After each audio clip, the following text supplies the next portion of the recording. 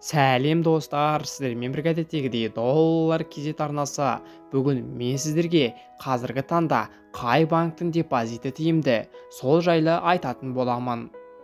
Биыл тамыз айында еліміздегі депозит көлемі өсіп, долларландыру деңгейі тарихи минимумды жаңартты. Ұлттық банк мәліметі бойынша, салымшылардың қаржы институттарында сақтап отырған қаражаты 31 триллион теңгеге жеткен. Бұл өткен жылдың ұқсас кезеңімен салыстырғанда көрсеткіш 9,6%-ға артқан. Қазақстанда жеке тұлғаларға арналған депозиттердің үш түрі бар.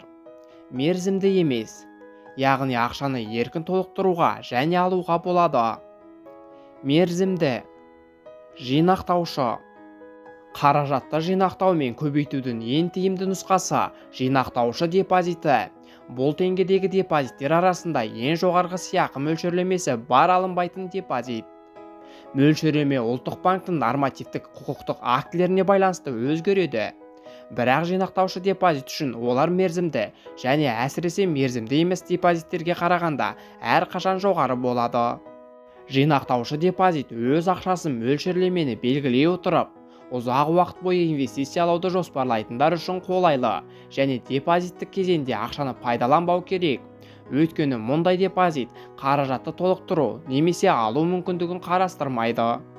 Бүгінгі таңда елімізде мұндай депозитті 11 банк ұсынады және бұл өнімді 9 екінші деңгейлі банктен онлайн режимде алуға болады. Жалпы мерзімдер 3 айдан 2 немесе 3 жылға дейін өзгереді. Бұл ретте көп сұранысқа ие кезеңдерді қарастырған жөн болар. Екі жағдайда да қазақстандық қаржы институттары арасындағы жалғыз еуропалық өнім ұсынатын Home Credit банк мөлшерлемесі бойынша көш бастап тұр. 1 жылға депозит ашса 16-да 9%, 2 жылға 14-3% ұсынады. Депозитті 24 айға дейін ашуға болады, ал 6 айға мөлшерлеме 17-де 8%. 1 жылға депозит ашқан кезде жинақ депозит бойынша 16-да 9% мөлшерлемені түріктің КЗ банкі де ұсынады. Алайда 2 жылға арналған депозит үшін 14-те 2% болады. Қол жетімді шарттар 3 айдан 36 айға дейін. Бұл өнімнің кемшілігі де бар. Депозитті онлайн ашу қарастырылмаған. Одан кейін РБК банк. Мұнда 1 жылдық мерзімге 16% және 2 жылдық мерзімге 12%. Бұл банкте мұндай депозитті 3 айдан 36 айға дейінгі мерзімге ашуға болады. Бұған қоса еске сала кеткен жөн, реттеушінің базалық мөлшерлемені төмендету ықтималдығын ескере отырып, қазақстандықтар қазіргі мөлшерлемені пайдалана отырып, тезірек депозит ашып алған жөн. 2023 жылдың 1 тамызындағы жағдай бойынша отандық банктердегі жеке тұлғалардың депозиттері 18 триллион теңгеге жетті. Бұл 1 ай бұрынғыдан 0,6% және жылдың басындағыдан 7%-ға артық. Бірінші несие бюросының деректері бойынша Қазақстан Халық банкінде жеке тұлғалардың депозиті 2 ай қатарынан қысқарып келе жатыр. 62 миллиард теңгеге азайған. Оның есесіне заңды тұлғалардың салымдары соңғы 3 айда алғаш рет өсім көрсетті. Олардың салымдарына 32 миллиард теңге қосылыпты. Банк Центр Кредит, Каспий және Форте бәсекелестерге қарағанда азаматтардың қаражатын көбірек тартты. Бұл банктердегі жеке тұлғалардың салымдары тамызда шамамен 21 миллиард, 19 миллиард және де 17 миллиард теңгеге артты.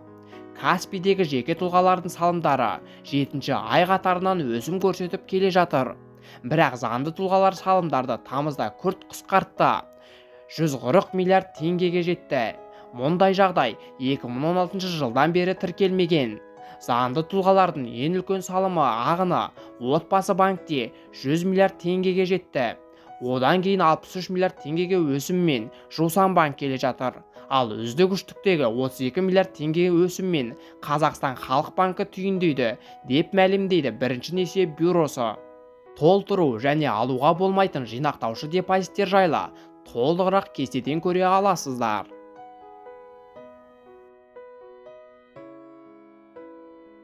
Сонымен қатар әр банктың мынандай депозиттік бағдарламалары мен ерекшеліктері бар. Оны да кейіннен тарқатып таныстырып өтейік. Қазақстан Халық банкінде депозитті онлайн ашуға болады. 17-де 5%-ға дейін тиімді мөлшерлеме бекітілген. ай сайынғы капиталдандыру жүргізіледі. Сонымен қатар бұл банктегі кірістілігі 17%-ға дейін болатын ақыл депозиті, яғни білім саласына қатысы бар. Бұл банктің депозиті Қазақстанның депозиттерге кепілдік беру қоры тарапынан қамтамасыз етіледі. Кепілдік 20 миллион теңгеге дейін жарамды. Нұрбанкте Нұр Алтын оптимальный депозиті бар. Бұл толықтырып отыруға және төмендетілмейтін қалдық шеңберінде ішінара алуға арналған әмбебап депозит. Салым валютасы теңге, доллар және еуро қарастырылған. Ең төменгі сомасы 5000 теңге, 25 доллар және 25 еуро. Ақша шешпестен капиталдандыру мүмкіндігі қарастырылған. Пайыздық сыйақы ай сайын сіздің басқа шотыңызға түсуі немесе депозит сомасына қосылуы мүмкін. Осылайша ол келешектегі аударымдар көлемін арттыруы мүмкін. Еуразиялық банкте кестеде көрсетілгеннен бөлек жылдық 15-5%-ға дейінгі шартпен және минималды сомасы 1000 теңгеден басталатын толықтыру және ішінара алу мүмкіндіктерін ұсынатын турбо депозиті ұсынылады. Бұл депозитті ашу жағдайында қаржыны үйден шықпай-ақ басқару мүмкіндігі болады және күнделікті пайыздан қосылып отырады. Сонымен қатар тәуліктік кез келген сәтінде ақшаны кез келген банкоматтан шешіп алуға болады. Сонымен бірге турбо депозит Қазпошта депозиті де бар. Оның ең төменгі сомасы 100 000 теңге, жылдық 8-5%-ға дейін қарастырылған. Банк Центр Кредит банкінде Рахметтен өзге Маятсел және Чемпион депозиттері қарастырылған. Маятсел ставкасы 14-9%, кепілдік берілетін максималды сома 10 миллион теңгеге дейін. Чемпион депозитінің минималды сомасы 1000 теңге, 10 доллар, 1000 рубль және 10 еуро. Ұлттық валюта бойынша 10 миллион теңгеге дейін, шетелдік валюта бойынша 5 миллион теңгеге дейін сақтандырылады. Freedom банкте кестеде көрсетілгеннен өзге жылдық ставкасы 15-5% болатын копилка депозиті бар. Ол салымды теңге, доллар, еуро және рубльмен қабылдайды. Ал стратегия депозиті тек теңгелей және долларлық салымдарға арналған. Теңгедегі жылдық тиімді ставкасы 17%. Home кредит банкінде жылдық ставкасы 17% болатын сберегательный Home Plus депозиті бар. Минималды сомасы 1000 теңге, салым мерзімі 6-дан 12 айға дейін.